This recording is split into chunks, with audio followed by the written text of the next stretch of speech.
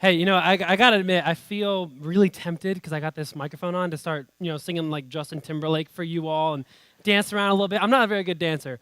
Well, hey, it is so great to be here. I'm so honored. I've been to a couple of Right to Life events before in the past, and each one, is so important and so amazing, and it's always an honor to be a part. But this is packed. This is a packed room. I've never seen it like this. So can you just help me? Because I'm having trouble. Give yourselves a round of applause here. Yeah. So, so I want to thank you all for being here, and thank you for having me and Molly and Janine, and you guys have been just so amazing and are so good at what you do and everything. I've met a couple of you guys just through sharing a meal and talking to some of you, but I haven't met everybody. So, my name's George. So what I want to do is at the count of three. Yeah, we're doing this. At the count of three, go ahead and just say your name, just loudly, so I can hear. I'm going to try to figure out your name, all right? So 1, 2, 3. Okay. You guys sound good. Let's do that one more time, though. A little bit louder. 1, 2, 3. Okay. A lot of one-syllable names. All right. Did I hear Patricia, though? Is there Patricia in here? Is there any Patricia? No. She never comes to these things, man. Never. Patricia. I'll find her one day. All right. Well, hey, I want to go ahead and just start off with some music and start off with a song of worship. So, my advice and my encouragement is if you know this song, go ahead and sing along with me. I want this to be a time where we can all sing to our Lord together. So this is I'm just going to play How He Loves. Anybody know that song by show of feet? Anybody? Okay. Hey, if you know the song, please feel free to sing.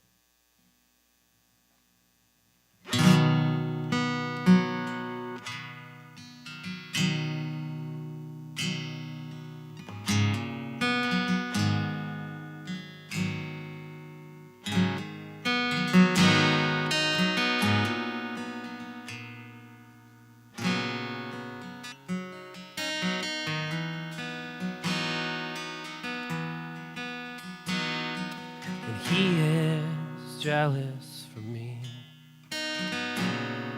He loves like a hurricane. I am a tree bending beneath the weight of his wind and mercy. When all of a sudden I am unaware of these afflictions eclipsed by glory, and I realize just how beautiful you are and how great your affections are for me. And oh, how he loves us so. Oh, how he loves us, how he loves us so. And he is jealous for me. He loves like a hurricane. I am a tree bending beneath the weight of his wind and mercy. So then all of a sudden, oh, and all of a sudden, I am unaware of these afflictions eclipsed by glory, and I realize just how beautiful you are and how great your affections are for me. Yeah, he loves us. Oh, how he loves us. Oh, how he loves us. Oh, how he loves. Yeah, and we are his portion, and he is our prize, drawn to redemption by the grace in his eyes. If his grace is an ocean, we're all sinking. Yeah, and heaven meets earth like an unforeseen kiss, and my heart turns violently inside of my chest. And I don't have time to maintain these regrets when I think about, oh, the way that he loves us. Oh, how he loves us. Oh, how he loves us. Oh, how he loves. He loves us. Oh, how he loves us. Oh, how he loves us. Oh, how he loves.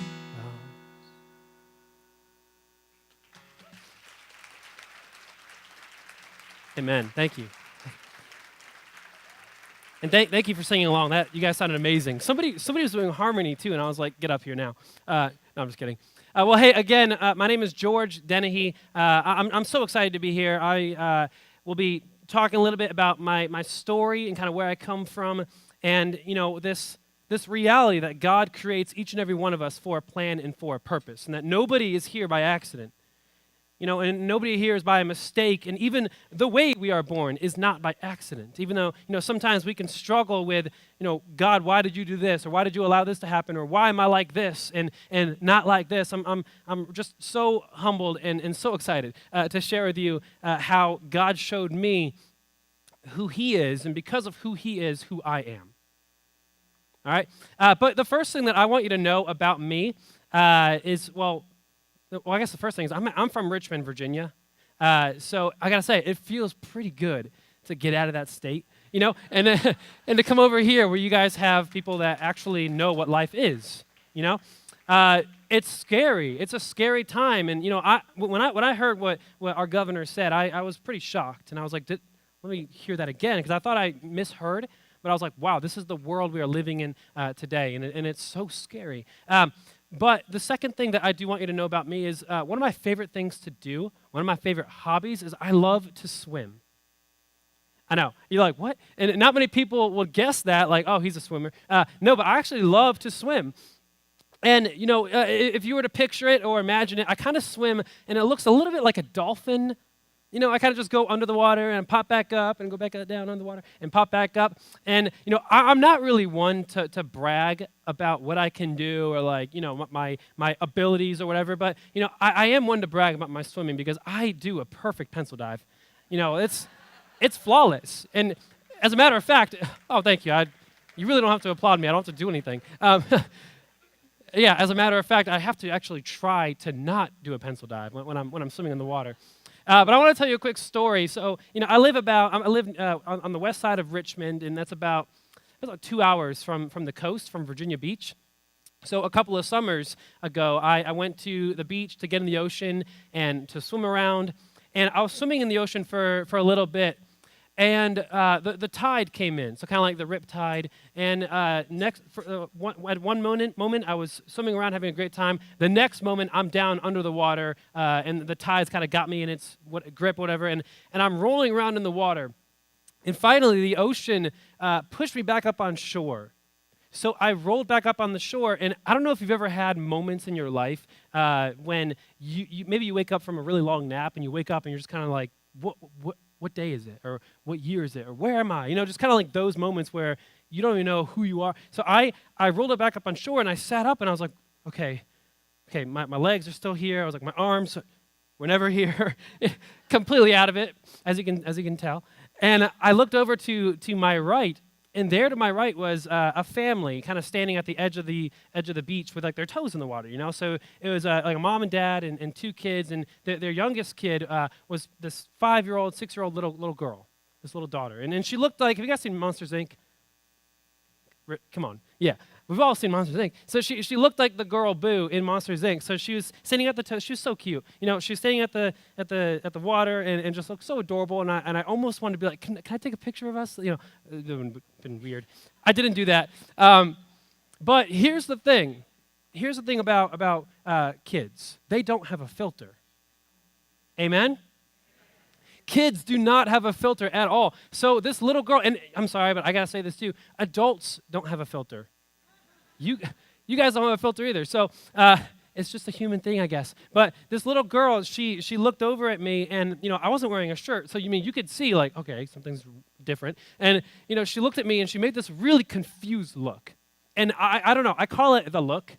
Like, oh, he's a disabled person. Look. Because I know that look. I've seen it my whole life. She gave me this really confused, like, what in the world? And she was probably thinking, like, okay, this is either some kind of dolphin or some kind of sea creature. She didn't know what was going on. And she looked at me, and she just said, what's wrong with you? Just, very loudly and no shame. I'm like, okay. And, when she asked that question, I looked at her, and my eyes started to water up. I didn't cry, but they started to water up because I had salt water just in my eyes. That stuff burns, so that was hurting me, and I was starting to cry a little bit. But I looked at her, and I just said, when I was your age, I didn't eat my vegetables. Which, okay, good. I've had mixed responses from that story. I'll be honest with you. But I wasn't really telling a lie, and it freaked her out. She made this really scared look, and then she looked over at her dad, and all her dad did was this. That's it. And, I was expecting to get, like, maybe punched in the face or something. But as they were walking away, I was still sitting there, and as they were walking away, I looked back at them, and the dad looked back at me, and he just gave me this thumbs up. So, kids, go ahead and eat your vegetables now so as you don't lose your arms later, all right? So I want to tell you a little bit about the beginning of my life. And, my life started in Romania, actually. So I was born in Romania and born without arms. And as you may know, in a lot of countries, when a baby is born, I'm going to try to do this. When a baby is born imperfect, I'm doing the quote signs. Can you see that? I don't know. When a baby is born imperfect, they're sometimes believed to be cursed. They're sometimes believed to be a curse, or they might have evil spirits living inside of them. So immediately from birth, I was given up to an orphanage, just kind of birth and then orphanage. And I didn't really find out why, and I'm going to talk a little bit about that struggle of growing up and like, why? Why did they want me? And then figure out the reason and how I found that reason out. I'll talk about all that later. I'm getting ahead of myself. I'm so excited to be here, man. But, being in this orphanage, this was a very hopeless situation for me because if anybody believed that I was a curse, it was these nurses and the workers in the orphanage that had to take care of hundreds of babies. And I joke around because, it's not funny because, the orphanages, they were, and they sometimes still are, just completely overcrowded with children. There's not enough spaces for the kids to sleep in cribs. So, a lot of times you would have like 4 babies to one crib in this Romanian orphanage. And, the way my brain works, you're going to get to know me. But the way my brain works, I'm thinking like, well, my roommates probably really liked me because there's less arm space. It's a bad joke, but it's how I work. But, these nurses, they didn't want anything to do with me. Back to on a serious note, these nurses, they thought that I had evil spirits living inside of me. So they cast me aside. I was unwanted. They were actually scared of me because they thought that, hey, if we're going to take care of him, if we hold him, he's going to curse us. His curse is going to be on us. There are times where we actually see this ideology or this flawed thought process, even in the Bible. And I'll talk about that a little bit later, too. But I was in this orphanage for about 2.5 years. I was just cast aside, unwanted, hopeless. There was a doctor who came into the orphanage, and he would come in and evaluate all the babies and kind of tell the nurses what's going on and just give like a medical evaluation of all the children. And he came over to my crib, and he saw the condition that I was in and the lack of care that I had and just everything like that. And he told the nurse, there's no hope for this child. He's just going to die soon anyways. He should not have been born. He should not have been born. So what he did was took a little note and he put it on my crib. And he put a month and he put a year. And he said, hey, this baby's going to die soon. You know, it's pretty clear he's going to die soon. And he left a day of the month blank and just said, you just fill it in when he dies. And he titled that Death Note. That was my death note. You know, the world had abandoned me and left me to die because the world, the orphanage, the nurses, the doctor, and for a long time in my life, I thought even my biological parents thought that I was worthless, not worth anything because I was born without arms. But God works in some crazy ways sometimes, as I'm sure a lot of us know. You know, God works in amazing ways. On the other side of the world, I had no idea, because I was a baby, but I had no idea that God was working on the hearts of a couple, of my mom and dad, who had 3 kids of their own. And, you know, here's kind of what was going on in their lives. You know, this was happening on the other side of the world. They were coming home from church on a Sunday morning, and you know, they felt really convicted. I don't know if you've ever been to a service or you heard a sermon or something, and you know, sometimes the Holy Spirit just kind of wakes you up. You know, I kind of call it the Holy Spirit kind of slaps you in the face. You know, like I know the Bible says he's a gentleman sometimes, but I'm like, other times he seems a little crazy. But this sermon that my parents heard was about, you know, how as Christians or as believers, as people who love God, you know, I guess technically maybe we can get by saying, okay, you know, accepting Jesus into our hearts and making him Lord and Savior, and believing that he died for us and he rose again. You know, yes, I guess you can get by doing that, and you go to church every Sunday and you do the things that you think you're supposed to do and that you are supposed to do. But the pastor was kind of alluding to the fact that, you know, maybe God has so much more for you than just getting by. Maybe God has so much more for you than just kind of going through the motions of being a religious person or just being like a churchgoer. You know, God has such a big plan for all of our lives. There's got to be more for you than to just get by.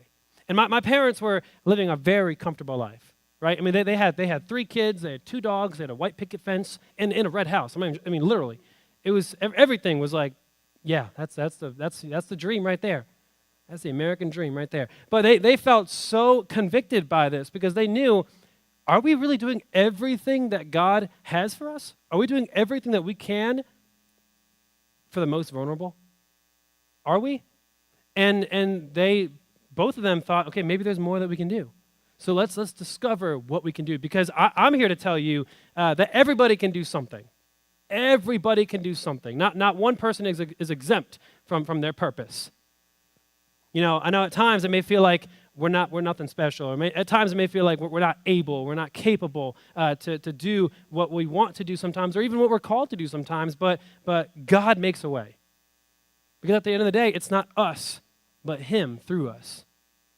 You know, I'm getting way ahead of myself here, but it's, you know, it's what's going on.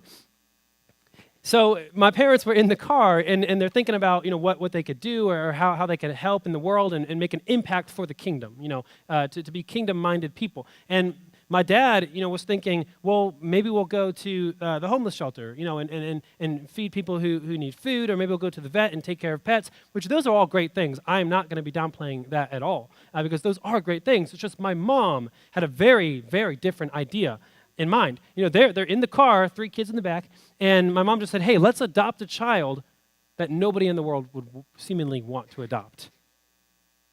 You know, she just kind of said that, and my dad kind of, what did he say? He just said, okay, honey, yes.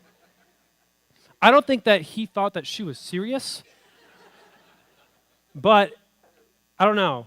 I feel like, I don't know. I feel like wives always win. So, wives, do you usually win, or who wins? Okay, I'm just kidding. So, fast forward a couple of weeks, and my mom, she's got this mission on her heart, and she's looking through adoption newsletters, and she's, seeking out, what God is calling them to do. And she stumbles across a Bethany Christian Services newsletter, and she's looking at all the children, and then she comes across this one black and white picture of a boy with no arms. And the picture said, baby boy baby boy born without arms desperately needs a loving family. And then it said, this boy will soon die, ... And she knew right then and there what they had to do, what they were being called to do. And she called my dad over, and my dad walked over, and she showed him, and I think it was actually like an actual newsletter. Like I'm thinking like to the computer or to her phone, but like, no, this is back in 94, like no, or 96. So it wasn't like a phone so it was an actual newsletter. I know, it's crazy. But she said, this is what we need to do. And my dad immediately felt that tug too from the Spirit, telling him, he's your son. Go save him. So that's what they did. They did all they needed to do. They flew to Romania, and they walked into that orphanage, and they went down to pick me up for the first time. And before they even picked me up, the nurses were kind of nudging them and telling them, like, no, you don't want him. My parents told me like they were trying to keep us from picking you up because they were so scared of you. Your curse. But my parents were like, crazy. You're crazy. We're picking him up because he's our son. So they picked me up for the first time. I was 2.5 and I weighed 9 pounds. And I really was. My parents they describe it to me, and I asked them like, tell me in detail because I really want to know where I come from, because to appreciate where you are and to appreciate where you're going, sometimes you have to look back and see what God brought you through. So they tell me that I really looked like a dead body. I couldn't hold my head up. I was pale. I was sick. I was just completely skinny. 9 pounds. And but they tell me, as horrible as you looked, maybe horrible is not the best word. I always look horrible. But as malnourished, that's a better word. Now I'm very nourished. But they're like, as malnourished as you looked, there was still a spark. There was life in you. There was life in you. They looked in my eyes and they knew that there is life, there is purpose. Because my parents believed, and they still believe, and they know that every life has a purpose. That every life God has molded and formed and created for a reason.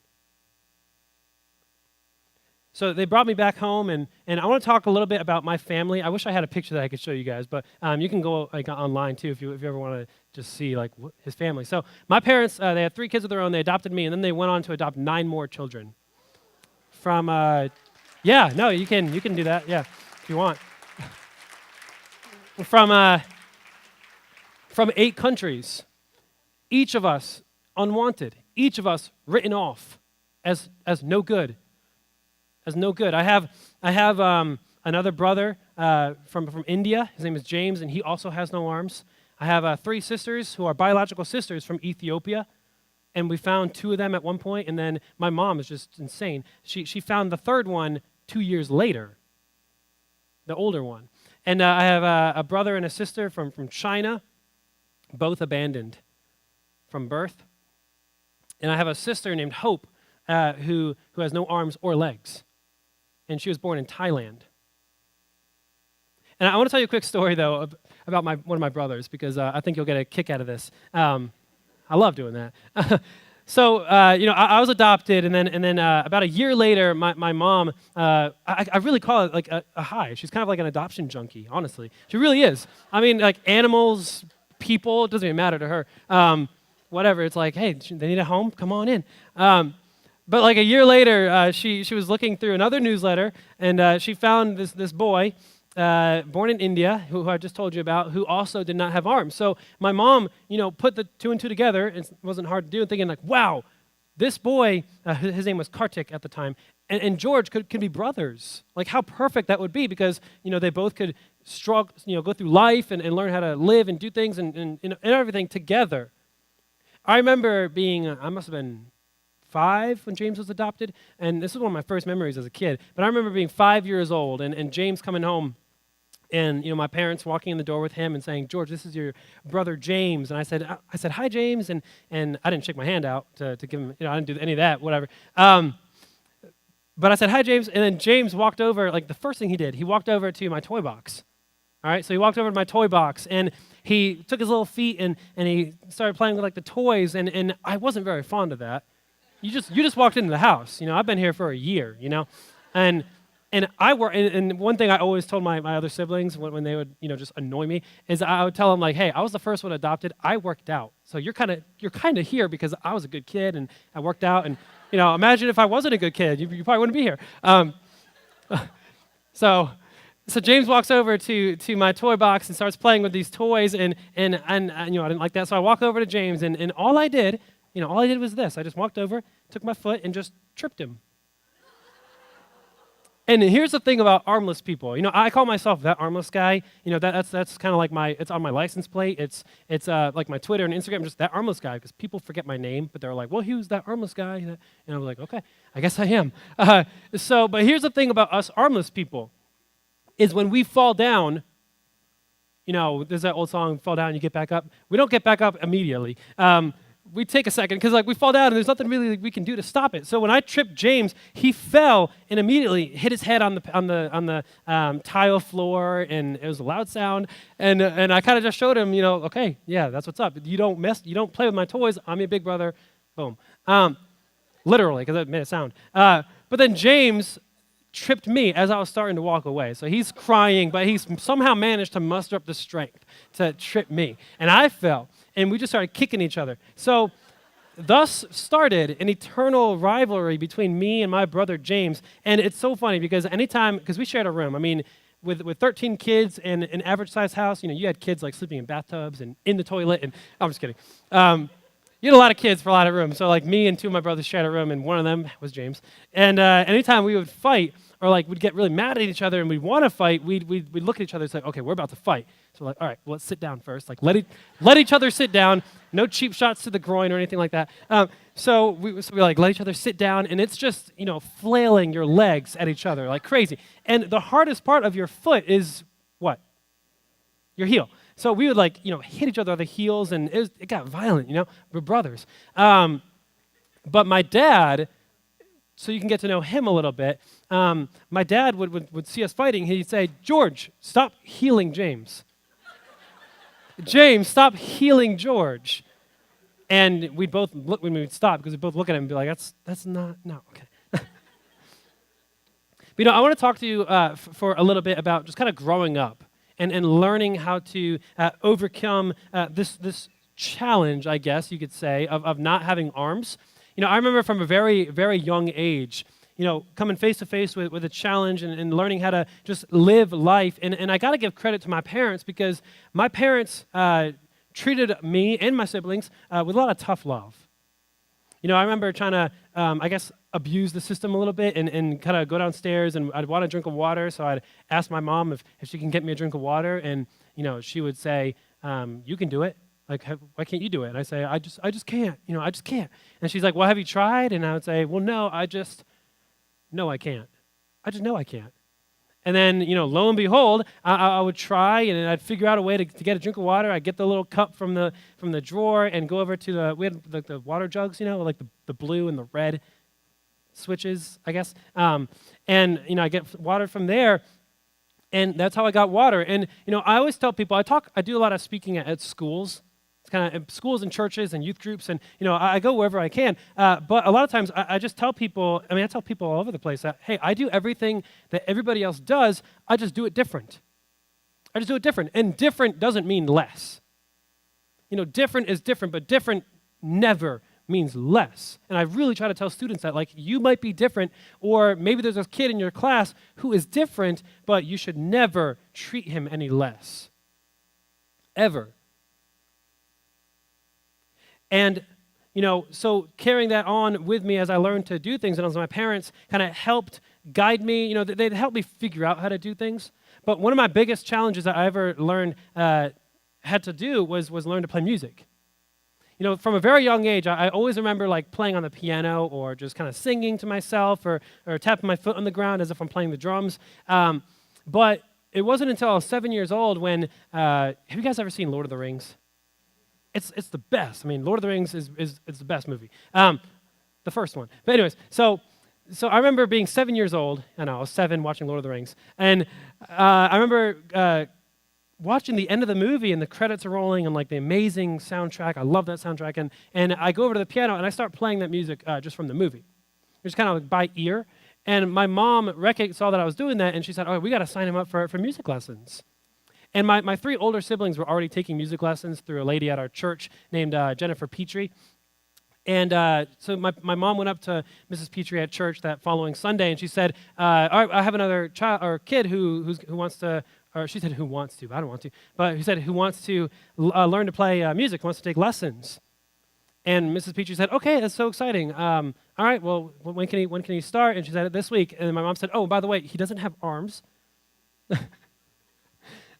So Mrs. Petrie said, oh, okay, well, let's give it a shot and just see what happens. So I started learning to play the cello when I was 7. And I want to tell you something about Mrs. Petrie. Because, sometimes in our lives, we'll come face to face with a challenge that might seem too great for us to overcome. And I just want to tell you, sometimes all it takes is somebody else to come by our side and walk us through that. And walk with us. Maybe somebody who's even been there before. Maybe you go through something that seems impossible, but you come to find out there's somebody else that you know who's already been through that. So Mrs. Petrie, in order to teach me how to play the cello with my feet, she decided, well, I got to learn. Is it even possible? Is it even possible to play a cello with your feet? So she got to the point where she could play Twinkle, Twinkle, Little Star. Which is, I mean, music teachers, musicians, that's the first song that you learn on any instrument. Maybe Mary Had a Little Lamb, but a lot of times it's Twinkle, Twinkle, Little Star. And so she learned how to play that with her feet on the cello just so she could teach me. So she's like, okay, you know what? It can be done. And I remember being this little kid at music lessons and learning to play cello, and, I had to hold a bow with this foot and do the notes with this foot. And to hold a bow, does anybody play the cello or violin or any kind of classical instrument, or have ever taught it? So on a bow, you have what's called a frog, which goes under the bow, kind of. So what I did was I taped an upside-down frog to the top of the bow, so I could put my foot kind of in between the frog and hold the frog part of the bow, and then do the bow like that. So kind of go along with that. There's always a way to do something. You just got to do it differently sometimes. And that goes for all of us. And I remember her coming up with these like toe exercises. I mean, really, like it was like I had to learn how to move each toe by itself on the fingerboard, the toe board. There's a lot of things that need changing and for names and stuff. But there were so many times learning the cello, learning, kind of getting into book 3, 4, 5, even 7 of Suzuki, which is like a classical. I guess it's a classical study of different songs. So I got to book 7, and there are some really, really challenging songs. There's a lot of extensions you have to do, and notes you have to hit, and just so many different things. And I can't tell you how many times that I used the words, I can't. I get to a part, and I try to hit that note or try to make that extension, and I couldn't do it. And I'd look at Mrs. Petrie and I'd say, see, I can't. This is where I draw the line. This is it. I can't learn this song. It's too hard. It's too much. This challenge is too much. So there I went again. Going into 10 years old, 11 years old, telling my teacher that this is too much, But my teacher, Mrs. Petrie, she believed in me. My parents, they believed in me. I didn't believe in myself. And in a sense, I didn't even believe in God's ability to get me through it. But they did. And sometimes that's all it takes. To go along with that idea of, somebody coming along with us in our struggles, in our challenges, to help us through it. We might not think it's possible. We might not think that it can be done, but maybe somebody else knows that it can be done and is going to walk you through that. And lo and behold, I would get that part. I would get that extension. Maybe I wouldn't fully extend, but maybe I'd slide up to the note. Maybe I'd actually move my foot really quickly to hit that note and then go back down to the, I don't want to do music lessons here, but yeah, you know what I'm saying, I think. So in the summer of 2006, my parents told us that we're going to be moving. So we had lived in Connecticut up until that point. So we grew up in Connecticut, and I was homeschooled for a couple of years, and I went to a small little private school for a few years as well. And I actually went to this one school. I don't know if any of you students have ever done this or been to a school like this, but it was like I don't know. It was called it's called Covenant Academy, and it was like a 2-day. You went to the building, to the school 2 days a week, and then the rest of the time you did your work there. So I'm not really sure what that's called, but that's what we did too. So what I'm saying is that my circle and the people I knew was very small, very small. My friends were my siblings and 2 or 3 people, other kids from church. So up until I was 12 years old, that is all I knew. And then we moved to Virginia, and part of that move was my parents said, you're going to go to a public school called Oak Knoll, and there's going to be lots of kids, and you're going to make lots of friends. And I try my best in life to be optimistic. You know, I think it's a good thing. I think it's important to just kind of feel like, okay, well, maybe this could be good. Like, maybe this could work out. So in my optimistic brain as a 12-year-old kid, you know, I was thinking, all right, well, okay, it's public school. I mean, public school kids, you know, what do I have to do? Just open up a water bottle with my feet? Just be like, ta-da, you know, like, everyone likes me now. I don't know what to expect. But I remember, you know, that first day of school. So we moved to Virginia, and that first day of school, my parents told me, all right, so, you know, you're going to school today, go down to the end of the driveway, and you're going to get picked up. And I'm thinking, picked up? What are you talking about? But they're like, just go, you're late, you know, go to the end of the driveway. So I took my backpack, and I went to the end of the driveway, and I'm standing there, I'm like, what is happening? And then this, you know, big yellow machine, this big yellow vehicle pulls up, and you know, opens the doors, and I stand up, and I start walking up the door. And if you're a student, just raise your hand. I want to see like all the students in here. All right, lots of students. Do you guys ride the bus? Any of you students ride the bus? Have you ridden a bus? Some of you have. So for those of you who have ridden a bus, or you know, bus drivers, I say there's 2 types of bus drivers. All right, there's 2 types. There's one type that is really nice and sweet, and they have like candy there for you, and you know, I mean, nowadays that'd be weird. But they might have candy for you, and they wait for you to sit down before they get going. But then there's another type, there's another type that's like, you know what? No, we are on a schedule. I gotta get these, you know, daggone kids to the school right now. So, but my bus driver was that second type. So I took one step on the stairs, and you know, one other's foot, and then she was already going, just boom, like she's already ready to go. And so the bus is moving. I'm stepping up on the thing, and I'm, you know, looking for a place to sit, and kind of like moving back and forth, and you know, trying not to fall, because what happens when I fall? There is no hope. So I'm just trying not to fall, and I'm looking for a place to sit.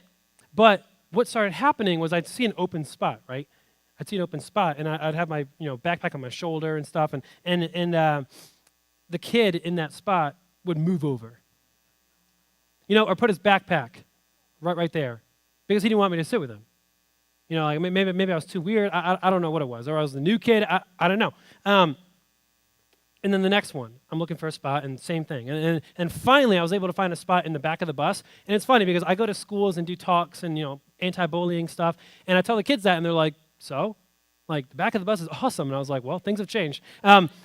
Because that's where all the losers went. That's where all the outcasts went to go sit. So I had to go sit in the back of the bus, and I was like, okay, not a good start. And I walked off and went to school, and from the moment I stepped in, I just noticed all eyes on me. You know, being a student and being in school is tough. It's a tough time. I don't care where you go to school or who you are, but like, you know, when you're a student, you go through struggles. And one of those big struggles is asking the question of, you know, why am I here? You know, what's the point of all this life? You know, what's my purpose? You know, you're trying to find your way. You're trying to fit in. You're maybe trying to be cool. And for me, it was more than challenging to want nothing more than to fit in with all these other kids in this brand new school, but being forced to stand out and being forced to be noticed and to have weird looks, and even kids calling me names and making fun of me and mocking me, and sitting alone at lunch. I'd sit at my lunch table by myself, and I'd be eating my food with my feet, and that's just I do everything my own way. I just do it different. But kids would make fun of me. Kids would give me these just nasty looks, or like just laugh, or they would pretend to do it, and I got so ashamed, and I got so self-conscious of who I was that I just stopped eating lunch at school altogether. Because I just thought I was a freak. Kids were saying all these things, right? When people talk about you, it's easy to believe what they're saying, if it's good or if it's bad. If people are praising you and kind of saying how awesome you are, you're like, yeah, I feel pretty good. But a lot of times if people are saying bad things about you and calling you names, it can be really easy to let that affect you too. So what began to happen with me as a student, which I'm sure happens to a lot of other students and just a lot of us in general, is we question and doubt. I grew up in church. I grew up hearing things that God loves me and God made me for a reason and you were formed in your mother's womb, and I grew up hearing all this stuff. But being in this situation and not fitting in and being alone and not having any friends, it really caused me to wonder. And wonder and question turned to doubt. And I think part of that was because I don't think I was asking the right questions. When we go through something, when we see something terrible happen, it's natural to ask our questions. It's natural to have our doubts. But I'm wondering, what are the questions that we're asking?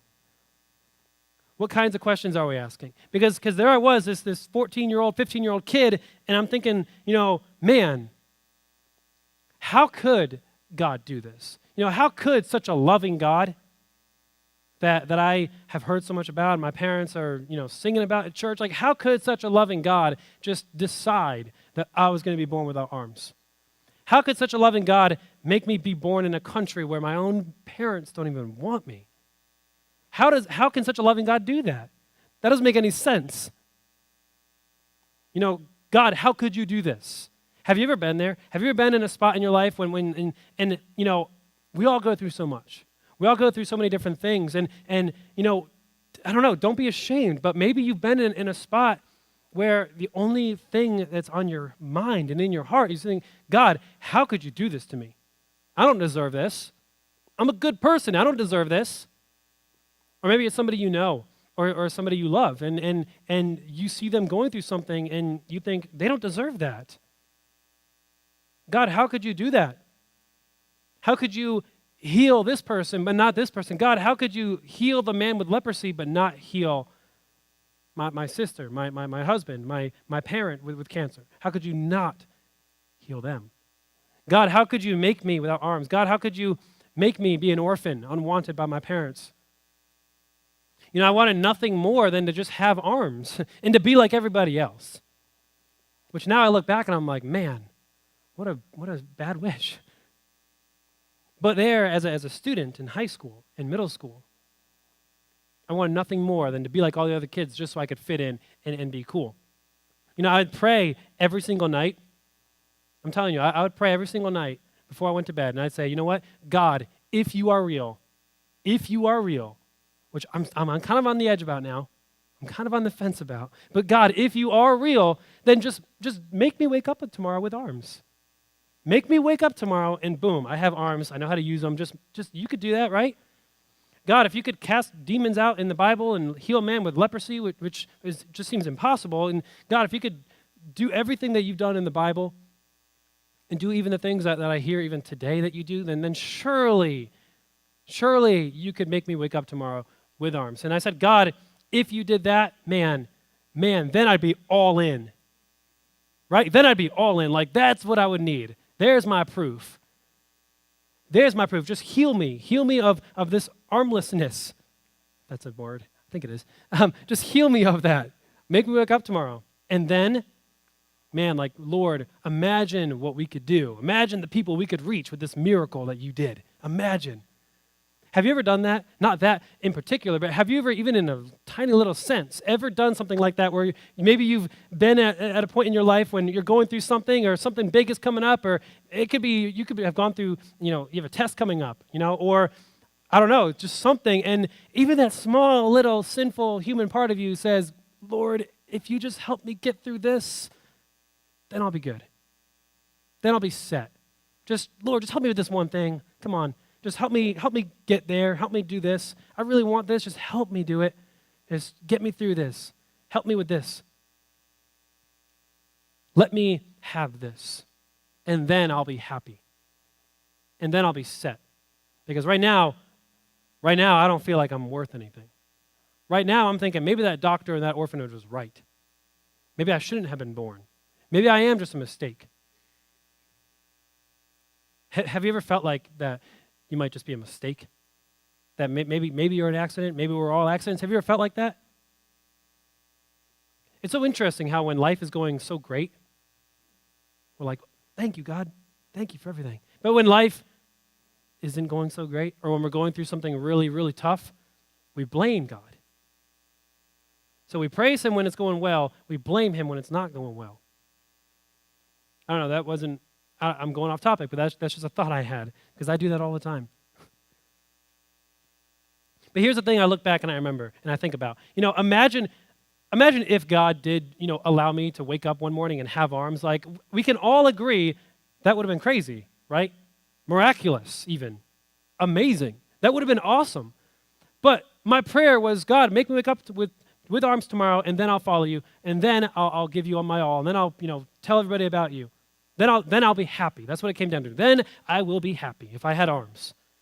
But I'm thinking, like, the reality of that is, if I would have woken up with arms, how long would it have been? Or how long would it have been until something else comes up? Until I'm like, okay, I got used to this whole arms thing. I don't remember what it was like to not have arms. And then something else comes up, and I'm thinking, actually, God, can you help me with this? Actually, can you help me with this? So what I'm trying to say is that we're all sometimes asked for something from God, and we say, Lord, if you can help me with this, then I'll be happy. You will never be happy with worldly things, even me with arms. True peace and true joy does not come from what we can find or touch or feel in this world. It doesn't come from that. And one Sunday morning, we were at church, and I was drawing in the, at church, like the bulletins, sometimes you have like the big letterings, like the bubble letters for like the name of your church. I was drawing in. It looks really cool when you do that, but don't do that at church, guys. So I was like coloring in, like, okay, where was I? Grace Community, church, and I'm drawing in the things. But then the pastor says, all right, now we're going to turn to John chapter 9. And I'm just going to paraphrase, so, pastors out there, if I mess something up, then you have every right to come throw me off stage, because I do not want to mess up the Bible. But essentially, in John chapter 9, Jesus and his disciples are walking on this path, right? And the disciples see this blind man on the side of the road. Maybe you've heard this story before, but think about this. And the disciples see this blind man on the side of the road, and the disciples look at him and they say, whoa, Lord, why was this man born blind? The next question, whose fault was it? Whose fault was it that this man was born like this? Was it his parents? Did they sin, or maybe he sinned? It has to be somebody's fault. There's no way this happened for any kind of real purpose, right? Like, something must have gone wrong for this man to be born blind. And I'm not gonna lie to you. I thought sometimes as a kid, as a student, as a teenager, like, I was born without arms. Maybe my biological Romanian parents were terrible people. Like, maybe I'm being punished. Maybe they got punished, and they knew that, and they sent me away. When you're depressed, when you're dealing with stuff, you have a lot of thoughts, because the enemy's got a pretty strong hold on your heart sometimes. But then Jesus, I know I'm running out of time, but Jesus corrects them, and he says, no, it wasn't by anybody's fault or anybody's sin that this man was born like this, but he was born like this so that the works of God could be seen through him. Yeah, basically, this man is blind, but God can still use him. God still has the power to use him. And I realized right then and there that, even though I was born without arms, maybe God can still use me for something. Maybe there's still something for me to do on this earth. Maybe it's even through me not having arms. Maybe I was born without arms because God wants to use me in a certain way. And the same is true for all of us as well, all of you, that you might be going through something. Collectively, we are. going through a lot. Or you might be going through things in your own personal life that make you doubt God's plan for you or God's purpose for you. But I'm here to tell you that we don't know the mind of God completely, and that's a good thing. If we did, he wouldn't be God. If we knew God's plans completely, then we wouldn't need God. We would be God. In fact, wanting to know God's plans was the reason for our downfall in the first place. Wanting to know the mind of God was the reason why we live in a sinful world. So I just want to encourage you to continue on this journey in your own personal lives together, because you guys know, just like my parents did, that every single child deserves to be born and deserves to thrive, deserves a loving family, loving parents, because God molded them. God has created each and every child, and you guys know this. And I'm so happy I don't have to convince you like I have to do sometimes, because you already know this. We're on the same side. So I don't know. You guys are doing amazing. And it really is such a privilege and a blessing for me to be here, because when the world threw me away and said he's no good, he should not have been born, God came in, sent my parents to save me. So I just want to say God is using you. Even when it doesn't feel like it, God is still using you to change the culture, to change society, and to change this country, to change this state, which is amazing news. Now come change Virginia. Just kidding. No, I'm not kidding. Really, yeah, come change Virginia. Or I'll start there. I don't know. Because God does have a purpose, and God does have a plan. So I don't know how we're doing on time. Do I have time for one more song, or what are we doing here? All right, I'm going to play one more song. And I'm going to play a song that I wrote called Not Abandoned. And this song is kind of a reminder as we kind of move forward with the program and the day. It's a reminder for me and for you all too that, even though we go through things in life, even though we face struggles and challenges and it may seem impossible, that we can remember that we're not alone, that we don't have to be alone. That one of the first things that we do sometimes when we fall into, a dark time in our life is we isolate ourselves. And that's not healthy. I did that, and I isolated myself, and that wasn't healthy. And we're not abandoned. And sometimes, when, I just want to say this too, that things in our lives, sometimes sometimes we do get that answer. Sometimes when we wonder, God, why did this have to happen? God, why did I have to be adopted? Why was I left? I had a chance to be on this TV show and talk about adoption and talk about, God's purpose for orphans and God's purpose for all of us. And part of that was to meet my parents. And before I even got the chance to ask them, because I didn't even know if I was really going to ask them, I was like, maybe this isn't, I don't know. I was like, maybe it's not that big of a deal. But before I got the chance to ask them, they just, in Romanian, which I don't know. By the way, I don't really know that language. I should. It's in my blood. But we had a translator, so that was nice. But so in Romanian, they just kept saying this one thing, and I was like, what are they saying? And the translator said, we didn't hate you. We didn't hate you. We wanted a better life for you. So, having that closure come around full circle, knowing that, man, God was at work,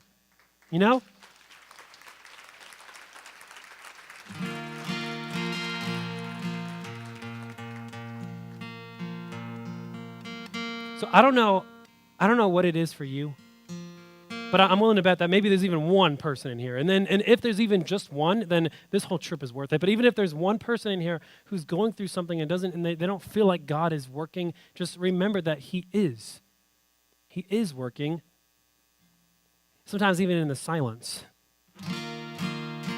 So this is not abandoned, and it's really been a pleasure to be here. So it's not abandoned.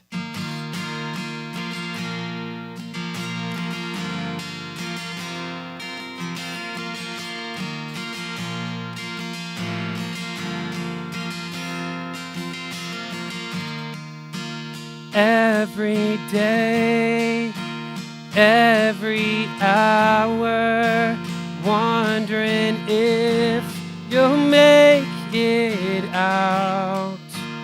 You've been here for as long as you can remember, trapped inside this hollow shell. You're not abandoned. You're not alone. There is a family that wants to make you their own. You're gonna find out that on this broken road there is a pathway that's gonna lead you home, lead you home.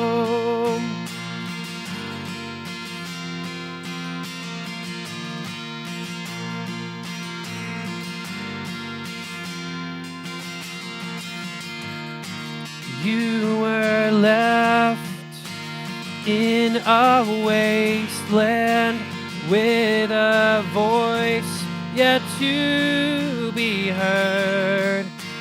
Sometime later, you're still fighting for a chance just to be loved. You're not abandoned. You're not alone. There is a family that wants to make you their own. You're gonna find out that on this broken road there is a pathway that's gonna lead you home, lead you home.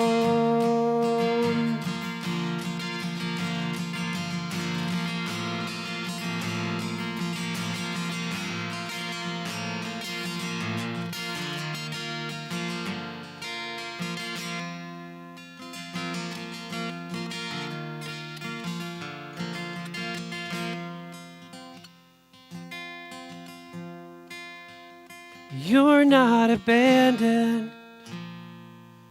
You're not alone. There is a Savior.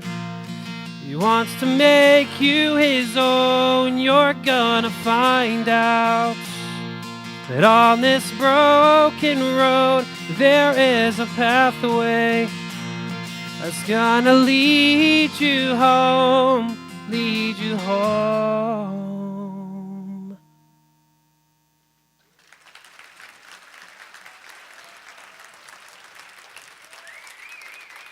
Thank you.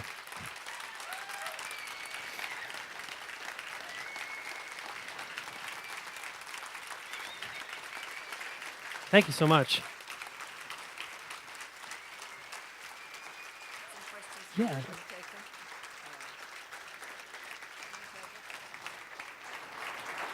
Thank you so much. Thank you for letting me be here.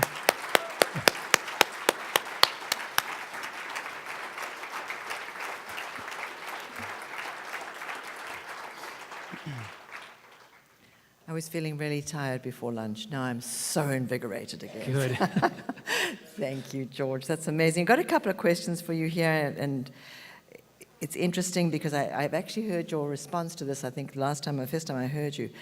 There are there prosthetics arms available? And if there are, why did you not use them? Yeah, that's a really, really good question. Because I've been asked about, well, there's prosthetics, and I know nowadays they have some Terminator stuff, where you can hook up robot arms to your brain or something. But I don't know. I've actually tried prosthetics when I was little, and they were not advanced at all. They were the kind where they attached this arm thing to my shoulder, and it was one button on the left was to open the hand, and the other button on the right was to close the hand, And so that was what I tried, and I had to pick up this toy vegetable, and it got to a point where I was trying to pick it up and failing at it and just not working, and then finally I just did it with my foot. I was like, I'm done. So it's really interesting. Prosthetics I think they're amazing. I think they're a blessing, and I tell people now I actually thank the Lord. I pray and I'm like, Lord, thank you for allowing me to be born without arms, because I can't imagine losing a limb or losing my arms, because not having arms is all I've ever known. So this is normal to me. This is normal. So in a way, whoever asked that question, that's a really good question, because I want you to think about this from my point of view. Step in my shoes, which I hardly ever wear. But having prosthetics would be different for me. It would feel weird. And I'd have to relearn everything. And I mean, it's taken me 25 years to, be okay, I guess. I mean, I still have work to do, but Great. yeah. The other question was, and I thought this was quite an interesting one too, and we've got a couple here, but sometimes it's a repeat question, so we try not to. How did your 3 older siblings respond to your parents adopting you and your other siblings? That's a really good question. And my parents actually have talked about this too, about adopt. So when my 3 older siblings, they were really little when I was adopted. And I know that they were really confused by it at first, like, wait, we're a new sibling, and he's coming from where? And there was a little bit of confusion, and I guess kids are kids sometimes, but in the long run, all of us really seeing my parents live out the gospel, live out that call to care for the orphan and the widow in their distress, living that out has really impacted us to be kingdom-minded and to pursue that in our own lives. So I think as kids, there may have been a little confusion, maybe even some, what's the word I'm looking for? I don't know, just like what? Like, why are we doing this? And, they're going to take my toys, but that stuff doesn't last, and my parents have gotten a lot of just negative words from even their family members, even just their siblings or their parents about like, well, if you adopt somebody who's not even your child, they're not even, you're not going to have enough time, you're not going to have enough love for everybody, like things like that. And it's like, what in the world? Like clearly that's not how it works, because all of us, all of my siblings, myself and my siblings, we're all loved by my parents and equally, and at the end of the day, are we not, as believers, adopted as well? Absolutely. Inspiring. Thank you. Thank you so much, George. Wow. Thank you very, very much. It's unbelievable. So thank you for being with us today and for coming and making the effort to be with us. Thank you so much. Absolutely. Thank you so much. Absolutely. All right.